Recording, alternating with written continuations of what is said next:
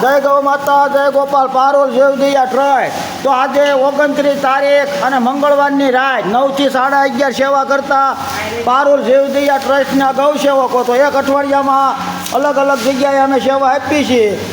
તો અમારે આ વસંતભાઈ સગનભાઈ પાસાણે, સ્વર્ગવાસી વસંતભાઈ સગનભાઈ પાસાણે, તો અમારે આ એક પાંજરાપોળ છે. આ કોઈનું અમારું કે કોઈનું પ્રાઇવેટ ગૌશાળા નથી ભાઈ.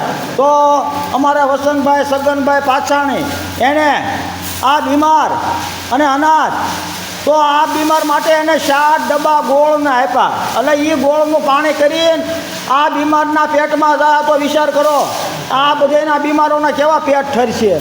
તો કોઈએ 100% સગનભાઈને ગૌલોક પ્રાપ્ત થાય અને ભગવાન એના આત્માને શાંતિ આપે. અને 7 ડબ્બા ગોળ અને 2 કટ્ટા જુવાજના કબૂતર માટે, બરાબર.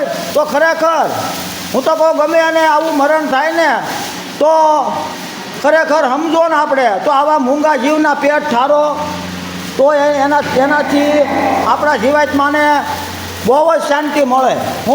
કારણ કે માણાને તો ભાઈ ગમે ને મળવાનું, બાકી આ જીવનું કોણ આમ જુઓ. હે આપણા ગઢિયા પહેલાંના જમાનામાં 1 મણ અનાજ વાવતા તો 100 મણ અનાજ નીકળતું.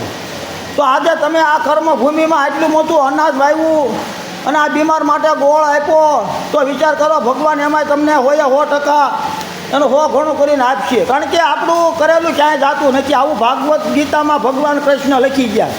તો એની માથે વિશ્વાસ રાખજો તો તમે આ જીવાતમાં પાછળ જે કાંઈ હતા તમે પુણ્ય કર્યું છે ને 100% એ પુણ્યને મળશે. અને એના આત્માને બ્રહ્મા વિષ્ણુ મહેશ આ તમામ દેવી દેવતાઓ શાંતિ આપે એવી અમે તમામ ગૌસેવકો પ્રાર્થના કરવી છીએ ભગવાન પાસે. ભગવાન આવા પરિવારનો એક આત્મા તમારી પાસે આવ્યો તો એને શાંતિ આપજો આત્માને, આવી અમારી પ્રાર્થના છે બધાની. જય ગૌ માતા, જય ગોપાલ.